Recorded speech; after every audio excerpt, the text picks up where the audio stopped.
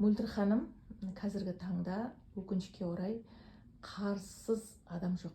Адамға, особенно банкке көп қарыз. Қанша мемлекетіміз көп жағдай жасап, банкротство деген нәрсені де ойлап тауып жатыр. Соның өзінде де адамдар өзінің жаңағы банк счеттарын бәрі арестте болса да басқа адамға қарыз алдыртып, банк бермесе әйтеуір займ алып, жаңағы күнделікті жаңағы төлеуге беретін қазір процент сияқты нәрселер шығады. Оны да алып, сондай бір қарызға, қарыз алуға деген бір ұмтылыс көп та адамдарда қазіргі заманда.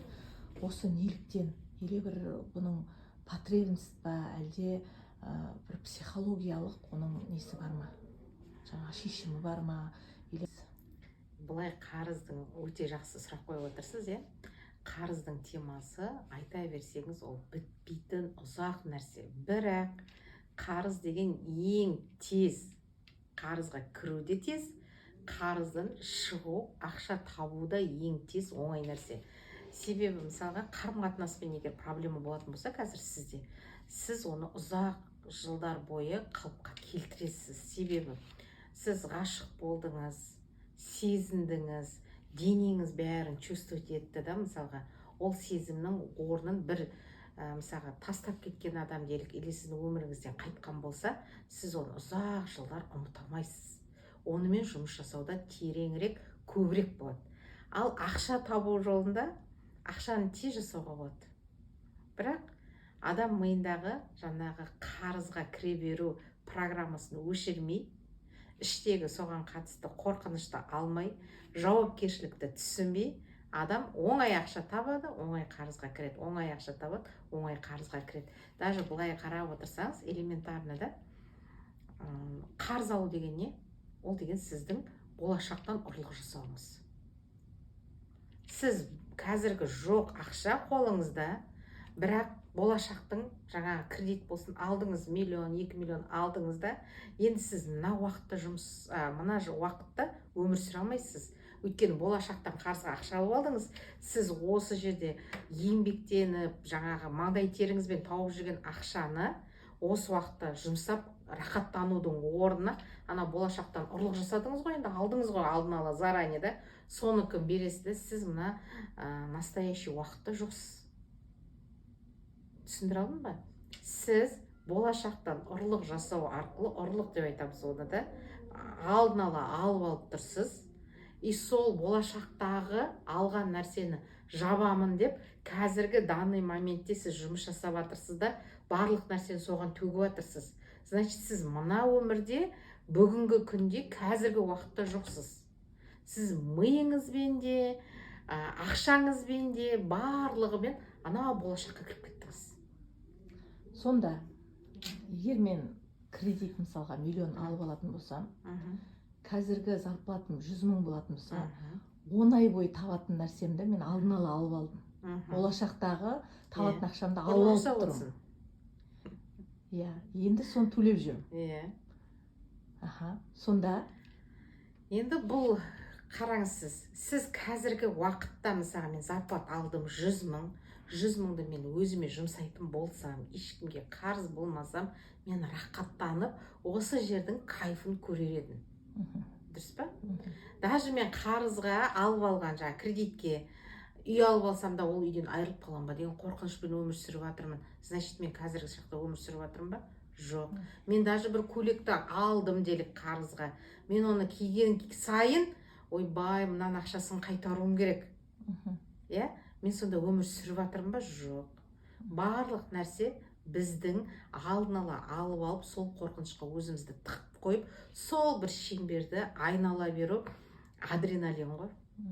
Былай айтқанда, сіз анан бергенде, деп бір марқайып қаласыз, сосын енді 1-2 күн жүргеннен кейін сізге қызық емес та, тағы бірдеңе істеу керек. Тағы бірдеңені алып аласыз да, и ана біздің теломызды әбден насиловать етіп үйреніп қалғанбыз, зорлап өзімізді.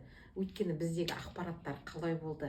Ақша табу жолында да маңдай тер, қанмен, жанмен, таңның атысы, кешкінің батысы деген әңгімелерді бізге сіңіріп құйды ғой әбден. Ақша оңайлықпен келмейді, ақша табу үшін бірнеше жұмыс жасау керек, қиналу керек, адал жолмен. Бір енді ақшаны деген бізге бір енді қол жетпейтін арман сияқты қылған ғой. оңғасынан ұшатын кілемшелер самолетке айналды ғой, бірақ әлі почему-то ақшалар бізге оңай келетін нәрсеге жете алмай жатырық та. Өйткені бізге сіңіріп әбден ақшаны қиын ақша әлемде жоқ. Ақша үшін сен бар нәрсеңді салуың керексің қылып тастады. Сонда оны орысша айтқанда, қазақша айтқанда да зорлап табу керек деген информация бар. Енді зорлау деген не? Сен жаңа қарызды алып алдың, енді күнде өзіңді зорлап сол қарызды жабуға өзіңді дайындап жүрсің. Ол қарыз болмаса саған өмір қызық емес просто. Енді бұл қазіргі мәселесі ғой. Сен қазіргі шақта өмір сүре алмай жатырсың, потому что сен болашақтың қарызын алып алдың. Ақшаны оңай таба алмай жатсың, потому что сенде зорлау деген өзіңді программамен тұрсың да. Бірақ жалпы қарыз деген қай кезде басталады? Ең бірінші мен менталитетімізді, салт дәстүрімізді жоққа шығарғым келіп тұрған жоқ. Жалпы бірақтан біздерге түсіндіру дұрыс болмады, или біз дұрыс түсінбедік. Мысалға, ата-анаңның алдында сен борыштарсың, қарыздарсың, міндеттісің, ақ сүтті ақтау керексің деген кезінде біздің миымыз, значит, мен қарыз болып өмір сүруім керек деген бірінші программа кетеді. Одан кейін сен ата-енеңнің, байыңның, балдарыңның алдында міндетің бар, қарызың бар, борышың бар, жеткізуің керек, сүйреуің керек. Айналып келгенде жаңа қазақтың мақалы бар ғой, жаңа еркектің басын көргеде төргеде сүйрейтін қатын деп бәрінің жауапкершілігін алып алу. Сол үйді жаңағы мен бақытты болуға баратқан жоқпын. Мен сол үйді бақытты қылуға баратырмын. Өйткені мен қарыздармын. Отбасында қарыз болып ол жерде қызмет жасадым. Енді мына қайын жұрттың алдына келіп, сол жердегі дальше қарызымды жалғастыруым керек. Өтеуім керек. Значит, мен туғаннан бастап әлемге қарызбын. Біздің санада, қоғамда қарызсың деген программа өте көп жұмыс жасап тұр. Ешкім ешкімге ештеңе қарыз емес. Ешкім ешкімді жақсы көруге де міндетті емес. Сыйлай аласың ба, сыйлай алмасаң, сен тіптен оны ар жағына кірмей ақ қой деген әңгімелерді естігенде бір діннен біз безіп кеткен, қазақшылықтан шығып кеткен адам сияқты болады. Жоқ, шынымен де Алла Тағала өзі осындай адамдарды жеке тұлға қылып жаратты. Бала да сенікі емес, ана да сенікі емес, бай да сенікі емес. Значит, ол бәрі Құдайдікі болса, сен не міндетің бар, сенің не қарызың бар? Логически ойланатын болсақ та, алысқа бармай қояйық. Егер менде бала жоқ, ол Құдайдікі, бай жоқ, ол Құдайдікі, бәрі Құдайдың сүйген құлдары деп алатын болсақ, мен де сол сүйген құлдың біреумін да, мен егер бәрімен бір деңгейде тұратын болсам, мен неге біреудің алдында қарызбын? Бұл сұрақты көп ашпай жатырық та. Егер ашатын болсақ, адамдардың санасына жеткізетін болсақ, сен ата-анаңа да қарыз емессің, сен бауырларыңа да қарыз емессің, сен жаңағы келген жеріңе де қарыз емессің, түбі балдарыңның алдында ешқандай қарызың жоқ. Сен өліп қалған күнде де, сен кетіп қалған күнде де ол баланың ырыс несібесін Құдай бөліп қойды. Бәрібір де ол өсіреді, оқытатын жерге сенсіз де оқытады. Біз сол нәрсені түсінбей жатырық. Біз не істейміз? Қарызданып, қауғаланып, баланы оқытамыз, үйлендіреміз, тағы бірден істейміз де, сосын ол балаға айтамыз, мен сен үшін бәрін жасап жатырмын, сенің жаңағы бақытты болуың үшін деп, тағы біз оған ана өзіміз алып келген программа, қарызсың сен менің алдымда деген ғой, соның ана балаға кигізіп жатырық. Ана плашты бүйтіп киіп келдік, енді шешіп, ол плаштан ана кигізіп жатырық қой, былай айтқанда. Енді сол бір ненің воронканың ішінен шыға алмай жатырық. Сол үшін ең бірінші, маған ешкім қарыз емес, мен ешкімге қарыз емеспін деген нәрсеге жету керек. Ең глубинный нәрсесі бұл. Ал енді жеңіл түрде қарайтын болсақ, қарызға кімдер кіреді? Өтірік көп айтатын адамдар кіреді. Мысалға, мен өзімді өтірікшімін деп никогда ойлаған емеспін. Мен өтірік айтқан адамдарды жақтырмайтын болдым. Өйткені мен айтам, неден қорқасың, шыныңды айт, басыңды келсе де шыныңды айт деп та. Бірақ өзім зиянсыз өтіріктерді көп айтатынымды байқамаған екенмін. Зиянсыз өтірік деген не? Зарплатыңды азайтып айта салу, бір жерде зарплатыңды көбейтіп айта салу, бір жерде алған көйлегің бағасын жасыра салу, екі нәрсе алсаң, біреуін көрсетіп біреуін айтпай салу, мысалы былай қарасаң енді ол деген бір ешқандай да ешкімге пайдасы да зияны да тимейтін нәрсе ғой. Бірақ менің миым деген бар ғой, ми деген нәрсе бар да, ол сенің өтірік айтып тұрғаныңды біліп тұр да, сосын ол айтады, сен өтірікшісің ғой дейді. Болды, өтірікші деген нәрсе уже сенде үлкейіп жатыр да. Екінші білінбейтін өтірік, бұл зиянсыз өтірік қой. Екінші білінбейтін өтірік ол ақталу. Жұмысқа кешігіп қалдың неге деген кезінде, пробкаға түсіп қалдым, бірдеңе қылып қалдым, тек шығайын деп жатыр едім, бүйтіп қалды, машинам қызбай қалды. Сен бәрін алдын ала ойлап, 1 сағат бұрын әрекеттендің бе? Сен сол жағдайға жауапкершілік алдың ба? Жоқ қой. Сен ойладың, қазір тек машина мінімді зырылдап бара қоям дедің. Сен алдында не болатынын білмейсің ғой. 15 минут болса да ертерек барып отырайыншы, бір сөз естімейінше деген нәрсе жоқ қой. Жетем ғой қазір деп 15 минут ұйқымызды қимаймыз. Бір жаңағы болады ғой енді, анау шаруамен жүресің да. Бастығың алдына барған кезінде сен міндетті түрде ақталып бастайсың. Байың алдында ақталып бастайсың. Балдарыңа, даже біздер балдарға, жаңағы кішкентай балдарға айтамыз, жылама, жыламасаң, тентек болмасаң, мен саған ананы әкеп берем, ананы әкеп берем. Сен кетіп баратқанда не істеп тұрсың? Сен сол баланы алдап тұрсың. Сен кеткен кезінде ол алам деген нәрсе сен мына есіктен шыққан бойда ұмытып қалдың. Сен соны кеткенде ана балағанда әкеп берем деп айттың ғой. Қазір келатқанда ала келейінші деп ойламайсың. Түсініп тұрсың ба? Сен тағы не істеп жатсың? Өтірік. Сондықтан сен уже жаңағы 7 тело бар деп айтылады ғой, ментальное тело, астральное тело да. Сол ментальное телода сенің беріп атқан уәделерің, который ұмытып қалған, жай айта салған, ойнап айта салған, бәрі жиналады. Айтып атқан каждый өтірігің жиналады. Ақталып атқаның ол да өтірік. Сылтау айтауың да ол да өтірік. Арықтаймын, ертең кітап оқимын, мен таңертең тұрам, бәрі да. Сен кімге айтып атсың, не важно. Сен біреуге айтып атырсың ба, сен өзіңе айтып атсың ба. Бірақ бұның бәрін басқарушы, жаратушы ем ғой. Сен Құдайға өтірік айтып атырсың. Таңертең ерте тұрамдай деп Құдайға уәде бердің, тұрған жоқсың. Балаға кәмпит әкеп бердім дедің, ол да былай қарасаң бала болса да, о да Құдайдың бір бөлшегі, оған өтірік. Сен, айналып келгенде Құдайды алдап атырсың ғой. Ол ментальный телода жазылып атыр, масса үлкейеді, көбейеді, сосын материальный мирде ол саған қарыз болып келеді. Ең бірінші мен қарыздармын деп жаңағы ата-ананың алдында, басқаның алдында ойлаудың өзі. Екінші мынау өтірік уәде, өтірік ақталу, өтірік сылтау айту, жаңағы азды көбейтіп, көбейті азайтып айту. Кейбір адамдарда болады, ұрыс шығып кетпесін, босқа қылып қалмайықшы деп айта салдым дегенде, миға қызық емес. Сен қандай жағдайда айтып тұрған? Миға факт, что сен айтып тұрсың, өтірік айтып тұрсың, болды. Өтірікші. Когда сенің өмірің өтірікке толы болған кезінде, енді ол сен Құдайдан таптаза болып келдің, сен таптаза болып кетуің керексің. Сенің сол өтіріктеріңді қалай әшкерелейді ол? Ең жаман нәрсе адамнан қарыз алып бере алмай қалу ғой. Адамнан қарыз, кредит, қазір банкілерде рахат қой. Сен бүткіл үрім-бұтағың тауып алады, ағайын тауып алады. Бермей қалсаң да, бәріне телефон соғады, сол кезде сен естейсің, қарызды жабуға тырыспайсың. Сен адамдар естіп қалмасын деп тырысып жатсың да. Сондай адамның өзгеру үшін сенің эго деп айтып жатыр ғой, мына тәкаппарлығың, менмендігің, жұрттың алдында әдемі өмір сүріп жатқан, бейне көрсетіп жатқаның, соның бәрін ашады ғой, бір жеріңді. Сен өтірік айтып, ақталып, құр уәдемен өмір сүріп жатырсың ғой. Енді Құдай сенің, сен мөлдір, осындай адамсың деп саған келіп айтпайды. Сенің сондай адам екеніңді басқа адамдар арқылы көрсетеді ғой. Саған келіп олар неше түрлі сөзді айтады, мысалы сен алаяқсың дейді, ақшасын ала алмай жатқан адамдар, банкідегілер соғады, басқа қылады. Сен уже өзің автоматым түрде мошенник болып бастайсың ғой. Соның барлығы ол Құдай сені тездетіп тазалауға істеп жатыр.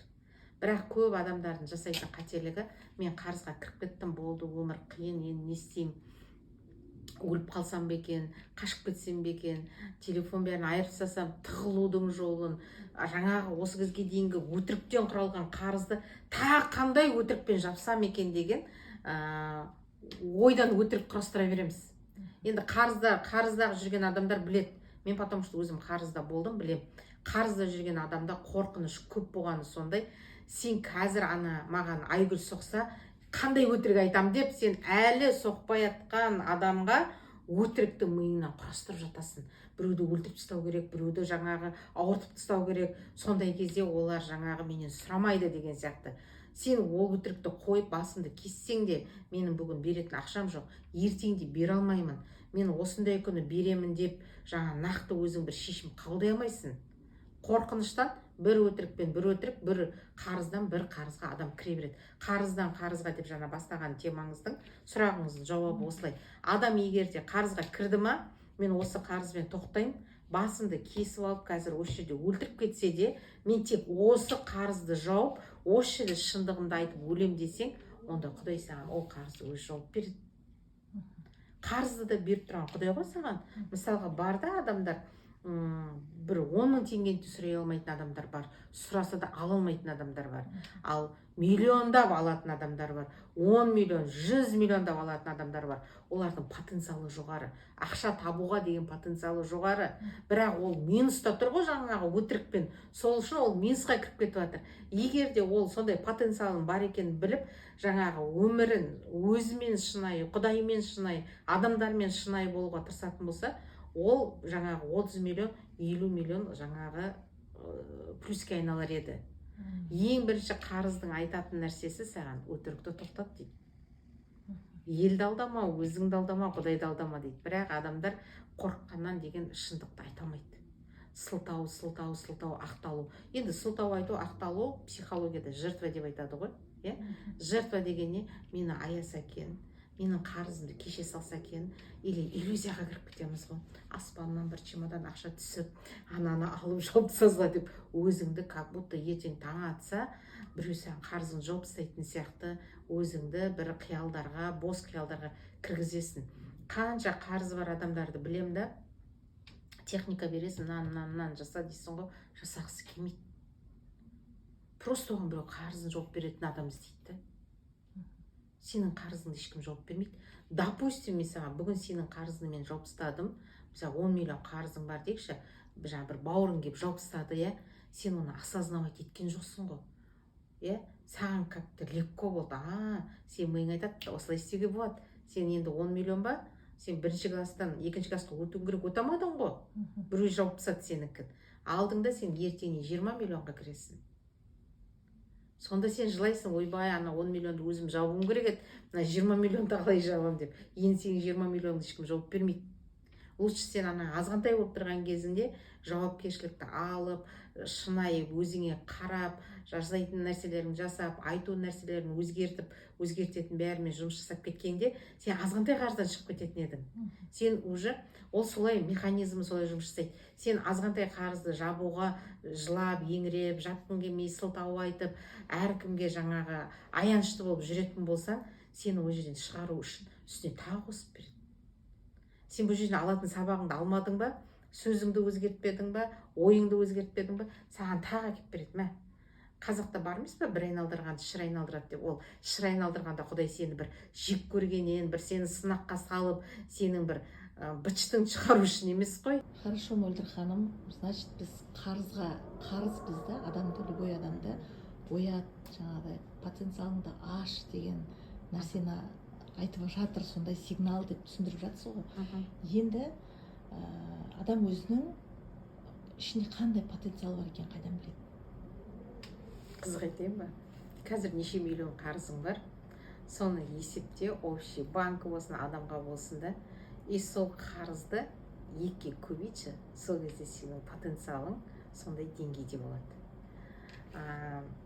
Болады кейбір адамдар 100 мың зарплатадан басқа зарплатын алмайтын, ешбір жерге қарызды ала алмайтын, тек сол бір зарплатпен өмір сүріп жатқан адамдар болады. Олардың потенциалдары, өмір жолдарының әлі жаңағы өзгеріске дайын болмаған адамдар. Дайын болған адамдар, өзгеріске дайын болғандар, потенциалы жоғары, ішкі күш қуат жатқызбай жатқан адамдардың қарыздары өте көп болады. маған келеді ғой 500 мың 600 мың қарыз. Мен айтамын қойшы, ондай мен сөйлесе алмаймын деймін. 500 мың 600 мың для меня қарыз емес деп есептеймін да. Ол 500 мың 600 мыңды сен бір айда да таба аласың. Қарыз деп мен айтамын бір 10 миллионнан жоғары нәрсені. Оған дейінгі қарыздар жаңағы мелочтар ғой, былай айтқанда. Енді мен ойбай қырып ақша табам деген нәрсе емес, адамның потенциалын айтып отырмын. Адам қаншалықты көп қарызға кірген болса, соншалықты оның потенциалы жоғары, бірақ өзінің самооценкасының төмендігі, өкпе ренішінің көптігі, өмірге, ақшаға ашуының көптігі болады. Енді манадан бері айттық қой біздер, адамның жаңағы қарыздармын дегенде, өтірік айтқан кезінде қарыз пайда болады деп.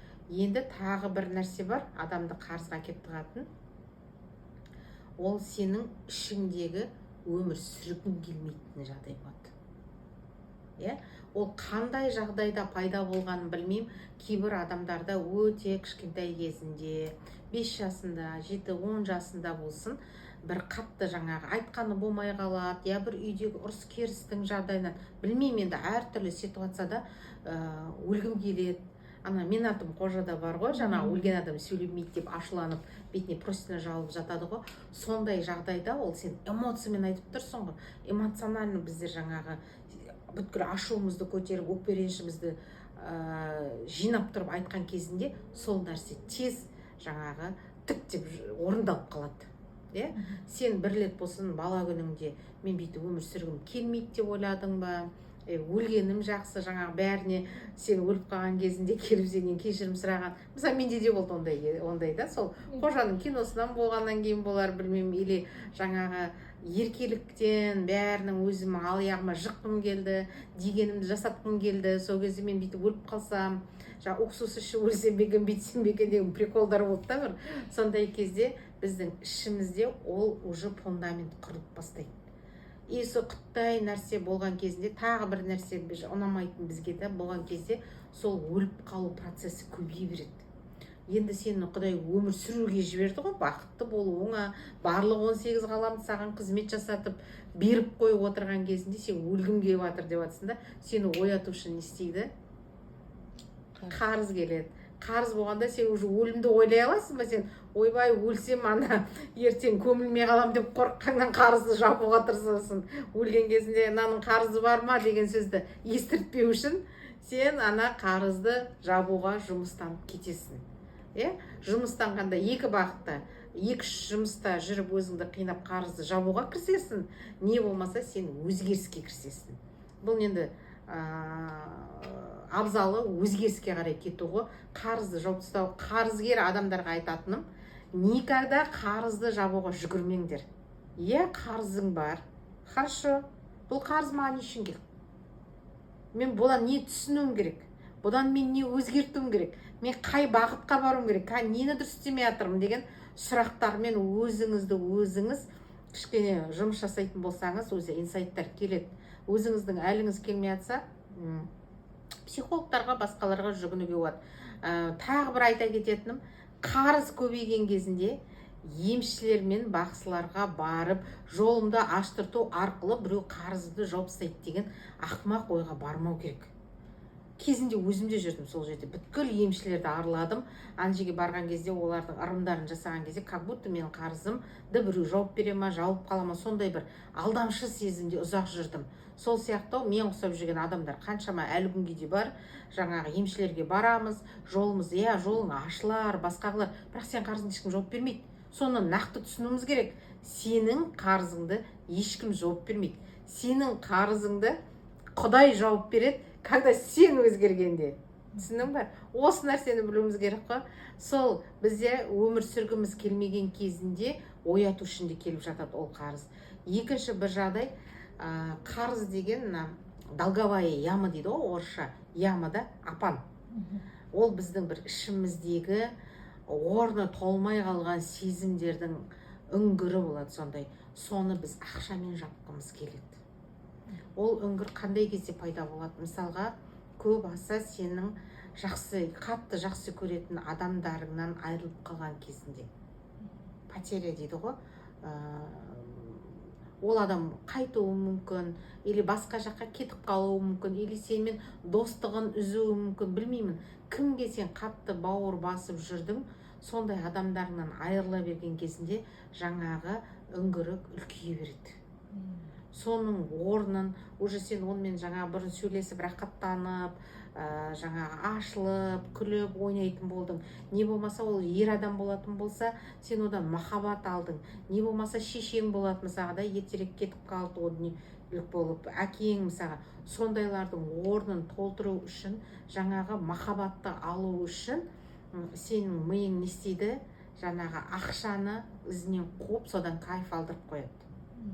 Түсініп тұрсың ба? Сонда енді ол қарызды бәленбай бақыт, бірнеше бақытпен қарауға болады. Бірақ енді адам индивидуально келетін болса, әркімдікі әртүрлі болады. Мысалы, сіздікі басқа болады, ол кісінікі басқа болады.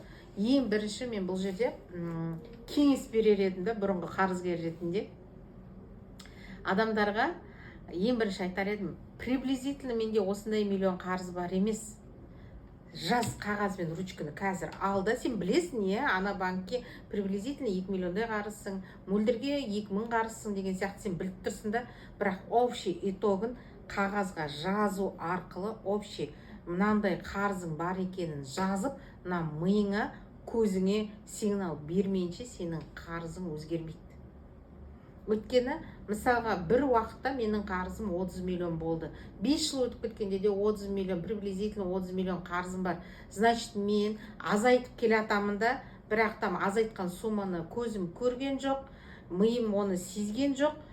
Приблизительно 30 миллион дейм ба, 25 миллион болып тұрды ма қарызым.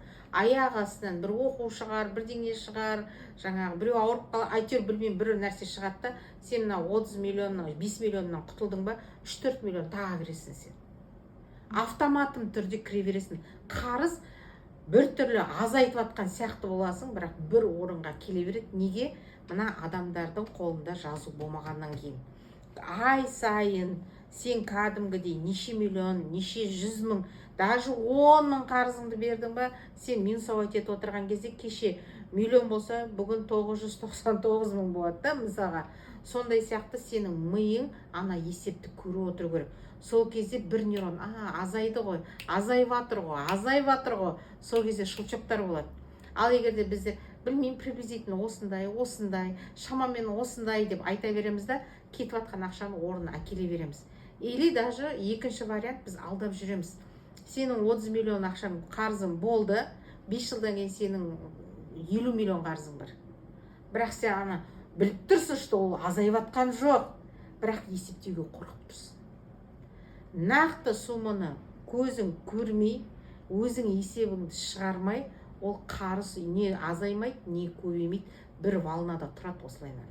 Сол үшін кеңесім, қарызды жазыңыздар. Ең бірінші қағазға жазыңыздар.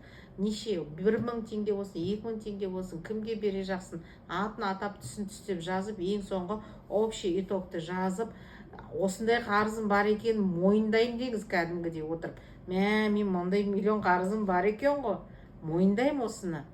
Және осы қарызға 100% жауапкершілікті өз мойныма алам деп айту керекпіз. Неге ол керек? Өйткені қарыз алып жатқанда сен жауапкершілік алдың ба? Алған жоқсың ғой. Сен 5 жылға кредит алып жатсың, 5 жыл өмірің бар екенін білдің ба? Білген жоқсың. Сен 5 жылдың ішінде ауырып қаласың ба? 5 жылдың ішінде не болып қалады саған да? Сен оның бәрін ойладың ба? Ойлаған жоқсың. Сол себептен де сен қарызды жауапкершіліксіз алдың. Енді біреуге алып беру дегенде енді ол ұзақ тема да, олда да. Мысалға бар көп адамдар. Менің өзім қарызым жоқ. Байым алып бердім, подружкаме алып бердім, бәленшеге алып бердім. Енді солар қарызын жаппай жатыр деп келеді. Мен айтам, сен оған кредит алып беріп жатқанда не ойладың? Сен гарантияң болды ма ол адам осы кредит біткенге шейін тірі боладığına? Гарантия жоқ қой, құдай біледі. Мысалы, қазір мен сөйлеп отырып шамалдан кейін өліп қалуым мүмкін, ауырып қалуым мүмкін мысалға да. Ол бір тылсым дүниеде болып жатқан нәрсе. Сен жауапкершілік алған жоқсың. Сен өзің қарыз алғанда да жауапкершілік алған жоқсың. Сен қарыз алып жатқанда да жауапкершілікті алған жоқсың өзіңе. Мен мысалға қазір жаңағы ініме алып бердім, например, да. Ол төлемей жатыр деп мен онымен ұрсам, нервімді құртам, жексұрын болып мысалы жүрді. Бірақ алып берерде мен қол қойдым ғой. Ол маған банк айтқан жоқ қой, Мұрат төлей ма, Мөлдір төлей ма деген жоқ. мөлдір сен төлейсің ба деп сұрады. Мен иә дедім. Значит, жауапкершілік алу деген, мен уже изначально ойлануым керек. Қазір мен інім төлемесе де, ертең төлемей қалса да, вообще төлемей кетсе де, мен осыны төлей аламын ба? Төлеуге дайынмын ба? Осыны төлейтін ақшам бар ма? Мен соны ойлап, егер жақсы айына 30 мың әйтеуір зарплатымнан ауысып тұр, берем, төлей берем, ол төлеген уақытта төлеп, төлемесе енді мойнымдағы нәрсе ғой деп мен жауапкершілікті алсам, менің інім тездетіп жауып тастайды. Ал егер мен жауапкершілікті алмасам, онда ол да төлемейді, потому что енді ол менің айнам ғой. Мен жауапкершілікті алмай тұрмын, ол да жауапкершілікті алмай тұр. Сол кезде былығып, бір-бірімізбен қырылып, ағайын тума болып, екі ортада әңгіме жүреді, бет жыртысып, бір-бірімен көріспей қалып жатқан адамдар бар, кәдімгідей. Сондай жағдайға барғызып отырған ол адам емес, сенің бір ауыз сөз бұл жердегі жауапкершілігің. Кредитті де мен алып отырмын, ертеңгі күні мысалы мен бүгін кредит алып тұрмын, ертең қызым күйеуге шығамын дейді мысалға да. Например, ақша керек, уже сен кредит алмайсың, алып қойдың. Сонда не істейсің? Соның барлығын сен өзің ойлану керексің ғой. Сол ойлану деген жауапкершілік. Иә, мен мына кредитті алып жатырмын, мен төлей алмай қалған күнде бүткіл елге қара бет боламын, бүткіл счетым арестке түседі, за граница шыға алмаймын, бұдан кейін кредит ала алмаймын, мен жан-жақты қарауым керек. Соны қарамай істеп қойдым ғой енді. Енді жақсы өтетін нәрсе өтіп кетті. Енді жаңа қарызыңа қарап отырып, осы қарыздың жеңіл, тез жабылуына 100% жауапкершілікті өз мойныма алам деп, біз осознанно дейді ғой, саналы кәдімгі өзіңе, Құдайға сөзіңді беріп, сезіміңді қосып отырып, жаңағы сөзді айтатын болсаң, сенің нейрондарыңда қозғалыс болып бастайды. Уже миыңа сен приказ бердің, әй, мен мынаны жауапкершілігін байдан бері алмаппын, енді алайын, енді бір тіршілік жасап мынаны жабайық деген кезінде уже саған мүмкіндіктер келіп бастайды жан-жақтан. Құдай да сенен күтіп отырғаны, мынау қашан жауапкершілігін алады, қашан мынау дұрыс адамға айналады деп күтіп отыр да. Жаңа анау бүйтіп кетті, мынау сөйтіп кетті деп без жауапкершілікті аламын деп, содан кейін, иә, Аллам, мен осындай сома, жаңа соманың айтасыз, неше миллион, соны жабуға ниет еттім дейсіз. Ең бірінші жауапкершілікті алдыңыз, қатеңізді түсіндіңіз, өзгерем дедіңіз, одан кейін Құдайға сіздің ниетіңіз керек. Иә, Аллам, мен осы 5 миллион қарызымды жеңіл оңай жабуға ниет еттім. Болды. Ниет еткеннен кейін енді, иә, Алла, маған мүмкіндік бер, жауап бере көр, өзің қайырын бере көр деп отырып та қажет жоқ. Ниет еттің, ниет еткеннен кейін осы кредиттердің жабылуына менің қандай мүмкіндігім бар, тағы мен не істей аламын деген сұрақта болуымыз керек. Сұрауда емес, қайыршылықтың белгісі ғой ол, жаңағы маған бере көр, қайырлыс бере көр, осыны жабатын мүмкіндік, тағы бірдеңе бере көр дей берген, ол ана кішкентай бала бар емес пе үйде? Ақша жоқ десең де маған көйлек алып бер, кәмпит алып бер деген, сол сияқты позицияда тұрасың сен. Егер бере көрмен сұрайтын болсаң. Сұрау деген сұрақ қою. Иә, мен қарызым бар екен, мойындайын, жауапкершілігімді алам, соны жабуға ниет қоям. Енді мен не істей алам? Қандай мүмкіндігім бар тағы да деп, осы сұрақты қоям, бірақ іздемеймін. Қайта-қайта ниет еттім, сол үшін не істей алам, қандай мүмкіндігім бар деп, Алламен байланысқа шығып тұрасың. Сол кезде қарап отқан телефоныңнан келер, біреу сені бір жерге шақырар, әйтеуір Құдай өзі жолын реттеп, сол нәрседен шығатын жолдарды береді. Түсіндік Құдай, ең бірінші қарызымыздың қаншалықты екенін көруіміз керек. Содан кейінгі жауапкершілік, жаңа ниет, сұрақты жақсы қолдануымыз керек. Мөлдір ханым айтты, болды, содан кейін қарызым жабылып қалады деген нәрсе жоқ. Одан кейін да амалдарын жасауыңыз керек. Сізде қарыз қай жылдан басталды? Мысалға, сол жылдан бір жыл бұрын сіздің өміріңізде қандай өзгеріс болды, не жағдай болды, кімнен айырылдыңыз? Даже қарызға мен жаңа ұмытып кетейін деп отырмын. Мындай жағдайда кіріп кетесіз. Айтады ғой, таңғалма дейді да. Ештемеге таңғалма, ешкімді әңгіме қылма, ешкімге күлме, сөз қылма дейді ғой. Бірақ біз таңғалуымызды қоймаймыз. Әңгіме айтуды да қоймаймыз. Шынымен сондай болып жатыр екен, иә деп қойып айтамыз да. Соның барлығы сен ол кісінің ауыртпашылығын алып отырсың. Мысалға, мен өзімнің басымда болған жағдайда, біздер торговый агент болдық кезінде, менің қасымдағы жақын танысым минусқа товар сатып қарызға кіріп кетті. И мен сол кезде қатты таң қалдым да, бәленбай жыл 10 жылдың үстінде мықты сауда жасап тұрған адам қалай ол минусқа сатады? Маған қызығы, таң қалғаным, қалай ол минусқа сатады? Дені дұрыс адам минусқа сатпайды ғой деп қатты таң қала бердім сол кісіге. Одан кейін ол кісіні аядым, көмектескім келді. Жаңағы фирмалардың жағдайларын, қыр-сырларын айтып, болысып қасында жүрдім да, сол істеген ісім, аяушылығым, таң қалуым 1 жылдан кейін тап өзіме келді. Мен сол кісінің жүрген жолымен жүріп өттім. Еще бірге кірген адамдарымыз да, бізден алған адамдар да, берген адамдар да сол адамдар болып шықты ғой, былай қарасаңыз да. Сонда Құдайдың өзі айтады, біреудің өмірін білгің келсе, кебісін киіп жүріп өт дейді да. Сол сияқты ешбір адамға таңғалуға болмайды. Тек қана қарызда емес, любой адам өміріңізде бір нәрсе қайталанып жатыр ма? Сіз қарызға кіріп жатырсыз ба? Жолдасыңызбен мысалға қарым-қатынасыңыз дұрыс емес болып жатыр ма? Баласыз болып жатсыз ба? Балаңыз не болып жатыр? Денсаулығыңызда не болып жатыр? Соны қараңыз, өзіңізге сұрақ қойыңыз. Бұл менікі ма, біреудікі ма деп. Бізде 99% болып жатқан барлық жағдай, жақсы да жаман да біреудікі. Біз просто копировать етеміз. Біздің миымыз губка сияқты ғой.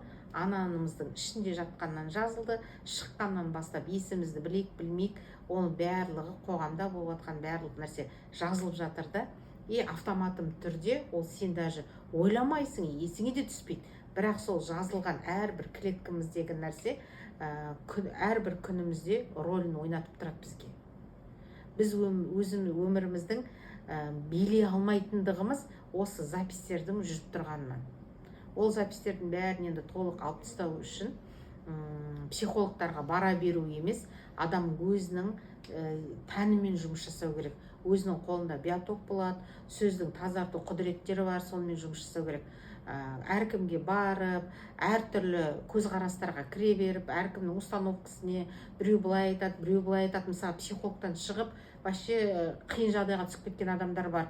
Сен ондайсың, мұндайсың деп айтып жүрген кезде олар өздері қиналып тұрған, онан сайын минусқа кетіп қалып, одан азар шығарған адамдар да бар да. Ол енді бүткіл психологқа жаңа топырақ шашып жатқаным емес, ізденген кезінде де мен айтар едім, сені жөнге салатын, жолға салатын емес, өзіңе құрал беріп, өзіңмен жұмыс жасататын жерге бару керексің. Әйтеуір сен өз-өзіңе адалсың ғой, өзіңнің өзің не айтып, не жасап отырғаныңды білесің, сол арқылы өзіңді алып шығу керексің деп ойлаймын. Мөлдір ханым, енді бір сұрақ кішкене толықтырып кетіңізші. Жаңа айттыңыз да, бір сөзіңізде көп жағдайда біз копировать етіп жатырмыз дейміз да. Мен де басымда сондай случайлар өте көп та. Мысалға, жаңа біреуді өсектегенім, күлгенім, күлме досыңа келер басыңа деп айтады ғой. Тап сол ситуациялар мен де басымда айнытпай соның бір өмірін сүріп, әйтеуір сүріп тастадым да, бір сондай өмірлерді. Енді сол нәрсені, енді копировать ету деген нәрсені, соны қалай тоқтатамыз? Копировать етуді тоқтату дегенді айтып тұрмын ғой, тек қана бір-ақ жолы бар оның. Адам өзінің дене, ол сіз деген таң қалдыңыз, дедіңіз да, денеге жазылып жатыр, ол миға жазылып жатқан жоқ. Миға бәрібір ол, сен не көріп, не көрмей жатсың, ол ұмытып қалады, ол шатасып жатады, оған бәрібір дене тек жазып алатын бізде. Мысалға, біреуді аядыңыз, ойбай дедіңіз, болды, жаздыңыз, таң қалдыңыз, ма дедіңіз, жаздыңыз. Әңгіме қылып жатқанда қалай айтамыз, эмоцияға беріп айтамын, я ол солай шында да деп та жазып. Бізде когда эмоция мына дінде мысалға айтады да, қайғы болғанда қатты қайғырма, қуаныш болғанда қатты қуанба дейді да. Мен соны түсінбейтінмін, қайғырма жақсы, енді қайғырмашы енді, бірақ енді қайғылы жағдай ғой деп ойлайсың ғой. Қуанба дейді, неге қуанба керек? Мысалы психологияда эмоцияны көрсету керек, деу керек, бүйту керек дейді ғой. Жоқ. Даже қуаныштың эмоциясын қаттырақ көтеріп жіберетін болсаңыз, ішкі қорқынышыңыз көтеріліп кетеді. Бізде қазақтың, особенно қазақтарда көз тиіп кетеді, сөз тиіп кетеді, болмай қалса, бүйтіп қалса, жолын жағылып қалса, ол жаңа қатты қуанудан қорқады. Себебі бізге кішкентай кезімізден қатты күлме, көп күлген бір жылайды мысалы да, олар тұр ғой енді сенде. Сол сияқты әрбір адамның бойындағы нәрсе ол бала күнінен жазылып қалған клеткадегі запистер ғой. И ол соған ұқсас запистерді таңдайды. иә, Wi-Fi сияқты ғой. Сіз енді өстіңіз, жақсы бала күндегі болған нәрсені ұмыттыңыз. Мысалы папаңыз бен мамаңыз көп ұрсатын болды, сіз жақсы дедіңіз. Кейін мысалы өзіңіз тұрмысқа шықпайсыз, қасыңызда подружкаңыз шығады, қарасаңыз оларда да ұрыс. Неге ұрса бересіңдер, осы просто нормальный өмір сүріңдерші деген, жай просто сен не істеген жоқсың, мән берген жоқ, просто бір кішігірім ақыл айтып кеткен сияқты. Осы түсінбеймін осы адамдарды дедің, болды. Сен уже түсіп мән бердің, сен фокус бердің, сен уже қарадың, сен оған сөйледің. Сол кезде ол тағы да клеткаға отырады.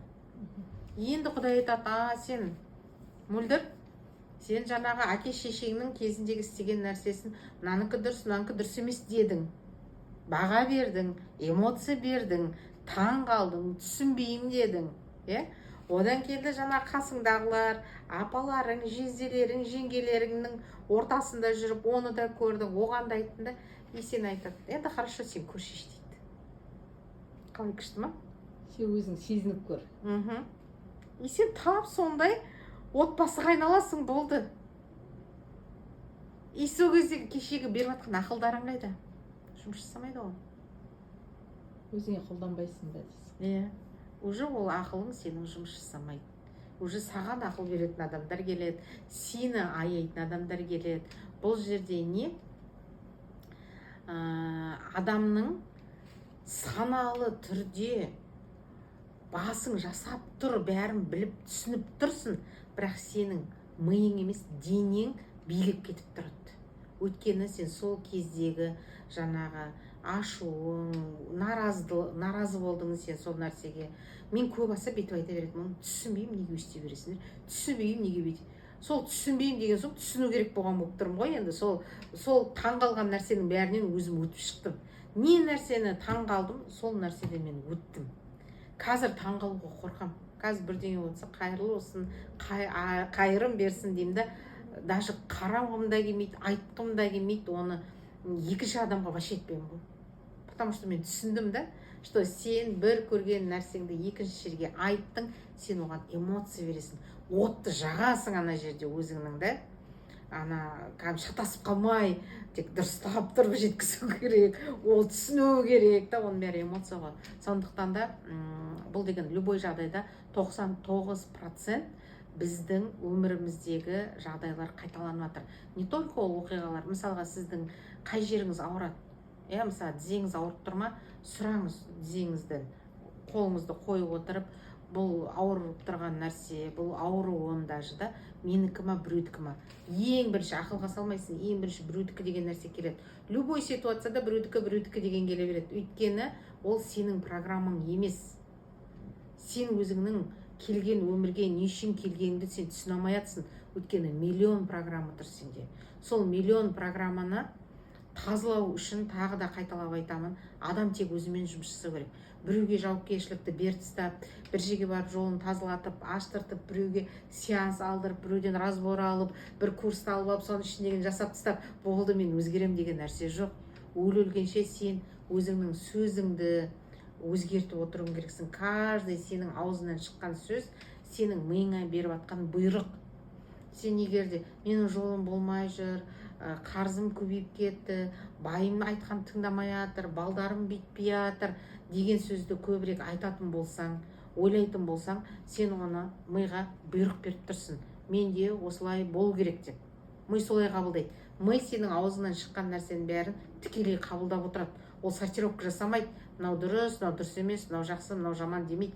Ол сен не айттың? Хозяин солай бұйрық беріп жатыр дейді, ол соны орындай береді. Сонда сенің әрекетің өзгермейтіні сол. Неге жаңа қарыздан бастадық қой әңгіме? Жаңа копирование болсын, басқа болсын да, сен нені айтып жатырсың, миға қайттан жазып жатсың да, әрекетің тек сол тұрғыда бола береді ғой. Парадокс та былай қарасаң. Не айттың, сол жазылды, әрекетің содан шектеледі, басқаға кетпейді. Сен енді мына әрекетің өзгерту үшін, сен сөзіңді өзгертуің керексің. Біз бүйтіп айтамыз ғой даже. Мен білем, бұл адам болмайды деп айтамыз да, біз біреуге айтамыз. Сен біреудің өмірін білмейсің қандай болатынын. Сен неге өзің айтпайсың, мен білем, мен қолымнан бәрі келеді. Бұл ең күшті құрал қазір да. Біз білемді біреуге айтып қолданып жүріп, біреуге қолданып қажет жоқ. Біреудікі біз білмейміз. Оны тек Құдай біледі оны. Сен өзіңді ғана білесің. Өйткені білім, жаңа қасиетің, қабілетің, барың, жаңа женственныйсың, не бар, барлығы сенің ішіңде тұр ғой. Сен жан тұрғыда оны білесің сен, что сенің ақшаң да көп екенін, сенің білімің да көп екенін, сенің махаббатың да бар, бәрі бар екенін сенің жаның білет. Бірақ сен білем деп айтпайсың, сен жүрсің, білмеймін дейсің. Вот бізде кері жүретініміз сол да.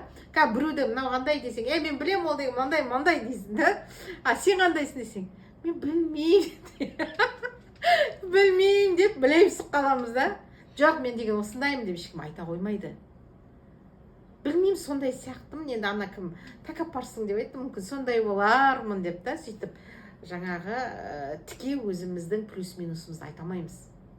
Иә, мен білем, мен баймын, байлықта жаратты мені.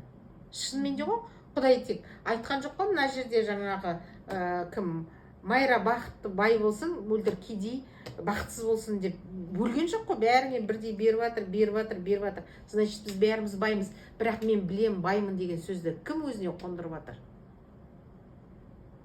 Мысалға, аффирмацияда мен баймын дегенге ми сенбейді. Ол көп қарсыласады, оған ұзақ энергия керек, уақыт керек. Сен мен білем, мен баймын. Иә, мен білем деп өстіп айта берсең, шынымен де жаныңның ар жағында я білем деген нәрсе шығады. Түсініп тұрсың ба? Сен күнде мен білем, мен қарызым көп, мен біліп тұрмын, бұл қарызды жаба алмаймын. Айтып жүрген әңгімең сол ғой енді.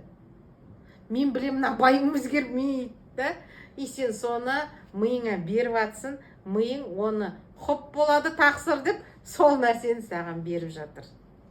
Сондықтан да қыздар, жігіттер, ханымдар, мырзалар, айтып атқан сөзімізге өте қатты абай болуымыз керек. Қазір бұрын 4-5 жылдықта, 10 жылдықта орындалатын болса айтқан сөзіміз, қазір секундта орындалады. Өйткені нәзік әлемнің есіктерінің ашылып кеткен кезі, тылсым дүние қазір қатты жұмыс жасап жатыр бізбен. Сондықтан да сөзден авария болмай, мына сөзді жөндеуіміз керек. Ойнап айттым дегенде жұмыс жасамайды. Сен мен байқамай қалдым, ойнап айттым. Енді былай қарасаң бар ғой, мен сіздерге эврика ашып жатқан жоқпын. Айтпай ма, періште, екі жағында екі періште тұрады, айтқан әрбір сөзіңді әмин деп тұрады, әумин деп жазып тұрады деп та. Сол нәрсе ғой. Сен қазір ойнап, ой, қарызым жабылмай жатыр дедің, иә деді, жазды, жабылмау керек, болды, все, жүре берейін дальше. Мен өзіңді алдаңдар, менде қарыз жоқ, баймын деген нәрсені айтып тұрған жоқпын. Алдап та қажет жоқ өзіңе. Просто сенің бұл әлемге келуің, сенің бар болуың, бақытты болуың, бай болуың, барлық білімің, ілімің, мына қабілетің, қасиетің Құдай о басында беріп қойды. Соны сезіну керек. Соны сезіне білу керек. Сол ішкі состояниені көтеру керек. Мурашка қатты отыр. Ішкі состояниені көтеру керек. Иә, мен білем, Құдай мені осылай жаратты. Иә, мен білем, осындаймын деп кәдімгі өзіңізді, менің білімім жетеді. Ол мақтанғанға жатпайды. Оны сен басқа біреуге айтып жатқан жоқпын. Өзіңнің өзіңе жаңағы бұйрық беруің, өзіңді өзің сол арқылы тануың, ұйықтап қалған сезімдерің, жаңағы білімдерің болсын, қабілет қасиетіңнің ояту жолы ол. Түсіндіре алдым ба? Біреудің алдына барып, мен мықтымын, мен керімін деп мақтану емес. Бұл тек қана өзіңмен өзің сөйлесуің, Құдайдың бергенін есіңе түсіру. Болды, басқа ештеңе жоқ. Басқа біреу туралы сұраса, мен білмеймін деп айтқан дұрыс. Өйткені басқа біреудің территориясына кіруге болмайды. Сен мен білем, көрдім, бүйттім дедің ба, оның ауыртпашылығын ала бересің, керек жоқ. Білмеймін, енді солай болу керек шығар. Білмеймін, енді ол өзі біледі. Даже мысалға балаң болсын, күйеуің болсын, байың болсын, жаңағы сенен ақыл сұрап жатса, мынаны алайын ба, алмайын ба деп сұрайды ғой. Не үшін сұрайды сенен? Өйткені сен мен ақылдымын деген жаңағы тәкаппарлығың тұр ғой ішінде. Сол үшін сенен соған подтверждение беру үшін сұрайды да. Сенің сигнал Wi-Fi-ларың жұмыс жасап тұр ғой, мен бәрін білем, менің арқамда осының бәрін істеп атқан деген Wi-Fi-ларың соғып тұр. Сосын ол келеді да, жаңағы байың болсын, мен мына нәрсені алайын ба, не істейін, анау мынау деп сенен сұрайды. Сосын тұрасың да, сен жаңа ақылдысың ғой, енді ақылға саласың. Так, енді оны бүйтіп алсақ былай да болады, лучше қалма, или ал жақсы бірдеңе қылармыз деп жаңағы жақсатты болып бірдеңе істейсің ғой, бірақ арты дауға барады оның. Өйткені сен ол адамның қақысына кіріп кеттің. Бұл да қарызға влиять етеді, басқа адамның қақысына кіру деген. Сенен сұрап тұрған балаң болсын, байың болсын, сен өзіңе ұнап тұрма, сен өзің қалай ойлайсың, ертең өзіңе қандай салмақ бола ма, болмай ма, өзің не ойлайсың деген, сен қалай ойлайсың деген ананың миындағы нейрондарды қосу үшін осы сұрақтарды қоя беруің керексің ғой. Сосын ол бірінші айқайлауы мүмкін саған, сенен адам сияқты сұрап жатырмын, неге айтпайсың осы деп. Енді мен білмеймін ғой, өзің ыңғайыңа қарашы деді, отыра бер. Бір рет, екі рет, үш рет сөз есті, хорошо. Бірақтам содан кейін ол уже сен дәнек ектің, оған ойлану керек деген. Ол дәнегін не сұғият, өзі жайлап, баптап, өсіріп, әйтеуір оянады. А сен до этого не істеп жатырсың?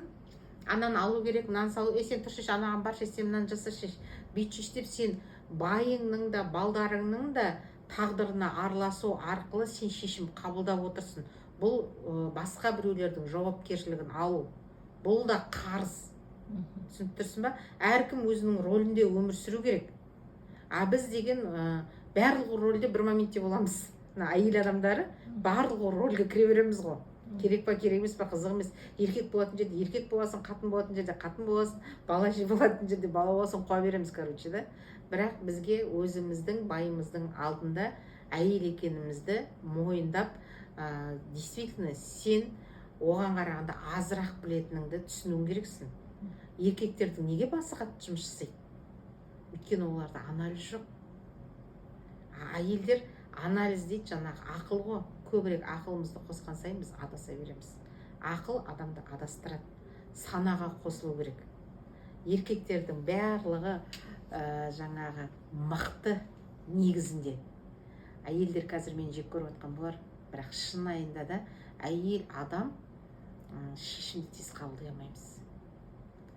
Қазір біз тойға баратын болсақ, 5 көйлектің ішінен көйлек таңдай алмай, новый көйлек алып келеміз. Еркек, ана бір костюм шалбарымды өтектеп қойдым ба, болды, жүре береді, оған қызық емес. Еркек тамақ жегісі келді ме, берген тамағын жей салады. Қарным ашып тұр дейді, болды, жей салады. Сенге қарның ашып тұр, сен ойланасың, не жесем екен деп. Солай ма? Әйел адам все равно мына ақылды қылып тәрбиелеп, жаңа 41 жаны бар деп, әйтеуір неше түрлі нәрсемен бізді жаңа қаптап тастағаннан кейін шығар деп ойлаймын. Біздер шешім қабылдай алмаймыз. Нақты шешім қабылдай алмаймыз. Қабылдап тұрып сомневаться етіп тұрамыз ғой. Дұрыс па екен, дұрыс емес пе екен, барсам ба екен, бармасам ба екен. Еркекте жоқ, бару керек па, барады. Тіпті мысалы менің байым өзінің ағайынына ұят болады, барайық десең барғысы келсе бармайды ол. Айтса айта берсін, ренжістерін бармаймын дедім, болды дейді. Біз қасқа баяғы жүр, ұят болады, ойбаға ертең сөз болады деп та, олар өзінің қалауларын четко еститін адамдар. Сондықтан да олардың милары Құдайға байланып тұр деп айтам. Біздер естімейміз. Біздер через страдания, қателік, жаңағы күнә деп барамыз ғой. Сол үшін бұл жерде мен өмірді қиындатып жатқан жоқпын. Қазақтың енді бір 70-80% әйелінің басындағы болып жатқан жағдайлардан үзінді. Қарыздың өзі ол просто жай ғана қарыз деп қарауға болмайды. Бұл қарыздың артында кәдімгідей адамдардың тағдыры, жинап алған ауыртпашылығы, алып алған тым аса көп жауапкершілігі, өтірікші алаяқтығы, жаңағы өзінің өміріне реально қарамайтындығы, өзін жақсы көріп сыйламайтындығы, или же жаңағы басқа біреуді жақсы көріп, басқа біреумен өмір сүріп жатқан әртүрлі тағдыр жатады. Соның барлығын жаңағы жік-жігіне бөліп, орын-орнына қойып тастасаң, қарыз деген қалай жауып қалған адам білмейді. Солай, қарызды жабамын деп босқа жүгіріп қажет жоқ. Қарызды жабамын деп жаңағы қиын ауыр жұмыстарды жасап қажет жоқ. Қарызды жабу үшін просто менің ішкі күйім қандай қазір, соған қарауымыз керек. Бірінші мен өмір сүргім келіп жатыр ма, мен қалаған адаммен өмір сүріп жатырмын ба, сондай сияқты тағы да мен өтірікшімін ба. Соларды қараған кезіңізде сіздің санаңыз оянып, өзі инсайт дейді ғой, жаңағы тылсымнан сондай бір жақсы ақпараттар, мүмкіндіктерді естіп көріп түсіп бастайсыз. Сол уақытта қарызымны, көп адамдарды қарасаңыз айтады, білмеймін қарызым қалай жауып қалды, әйтеуір Құдай жауып берді дейді. Иә, Құдай жауап берген рас, бірақ та сен уже өзіңмен өзің тазаланып бастаған кезінде оның жабылғанын байқамай қаласың. Былай қарасаң, сол бір жұмыста жүріп та жауып тастауы мүмкін, үйде отырып та жауып тастауы мүмкін да. Ол енді бір Құдай білетін нәрсе. Бірақ адам қарызға фокусты қойып, қарызды жабу жолына түсіп кетпеу керек. Ол кезде кәдімгідей қатты шаршап қаласың. Бәрін тоқтату керек.